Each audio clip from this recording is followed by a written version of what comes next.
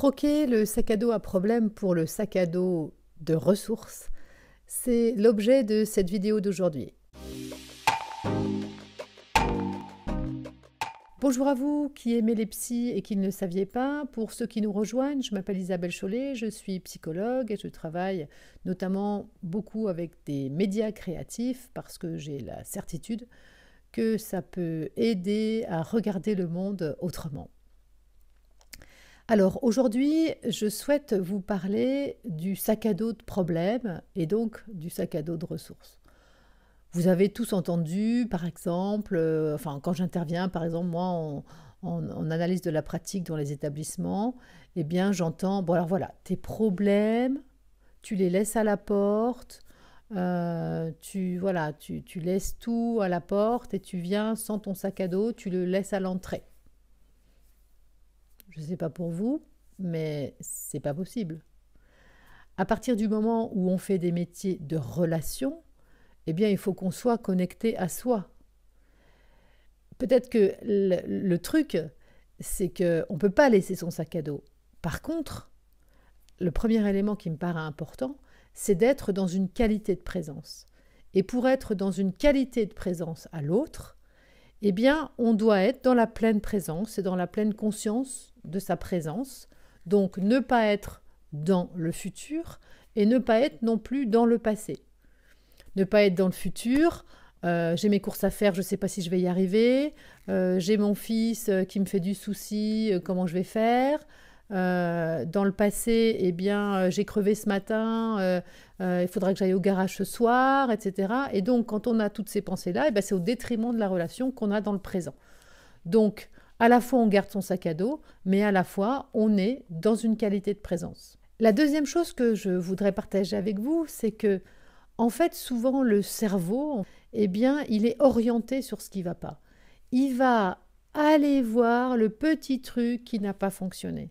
Si, par exemple, vous avez 20 personnes devant vous et qu'il y en a une qui vous dit quelque chose de négatif, eh bien, vous allez rester focalisé sur ça et oublier les 19 autres qui vous ont congratulé, par exemple. Donc, il faut apprendre à hacker son cerveau, de manière à aller regarder non pas ce qui ne va pas, c'est important aussi, mais en tout cas limiter ce qui ne va pas pour aller vers quelque chose qui va bien. Également, dans ma pratique de psychologue, eh bien, on parle de ce qui ne va pas, et on en reparle, et on en reparle, et on en reparle, et on creuse le sillon de la difficulté. On va finalement trouver les arguments qui vont faire qu'on ne va pas bien. Et le principe, ça va être peut-être de retourner cela et pour parler de choses positives. Moi, le déclic que j'ai eu, il y a 2 déclics. Le premier, c'est quand une patiente, justement, m'a dit, lorsque je lui ai apporté un sac à dos à problème, c'est-à-dire un sac à dos avec des grosses pierres, je lui demandais de sélectionner des pierres de différentes tailles, de différents poids, de différentes couleurs, et de pouvoir venir en parler pour parler de sa difficulté. Et là, elle me dit, c'est pas possible. Alors je dis, ah, c'est pas possible. Et elle me dit, non, c'est pas possible parce que ça ne va rien m'apporter de parler de ma difficulté, ça va venir plus me plomber que me porter. Et là, je me suis dit, mais évidemment, mais bien sûr, quoi. Et la deuxième chose, c'est que en fait, je m'approche de plus en plus des thérapies narratives et l'idée, justement, c'est d'aller regarder le plein de la personne et pas le vide. Donc, il faut troquer le sac à dos à problème en sac à dos à ressources. Alors moi, j'ai utilisé le sac à dos pour parler du poids, parce que ça me paraissait important que de façon kinesthésique, on mesure le poids des choses. Par contre, au niveau des ressources, eh bien, parler de quelque chose de lourd comme une ressource, c'est un peu compliqué. Donc il faut peut-être aussi troquer le sac à dos pour autre chose. Un petit bracelet avec des perles, où on a la perle rose qui est le fait que je suis patiente, la perle bleue, le fait que je suis entourée, la perle verte, etc. par exemple, ou de prendre des tout petits galets où on va écrire ses ressources, ses compétences, et ça va être quelque chose d'important également, peut-être de pouvoir finalement changer d'outil, peut-être ne plus utiliser un sac à dos qu'on utilise beaucoup aussi dans le langage, hein. Tu laisses ton sac à dos à problème ici, et puis voilà. mais peut-être utiliser d'autres choses qui vont nous connecter à nos ressources.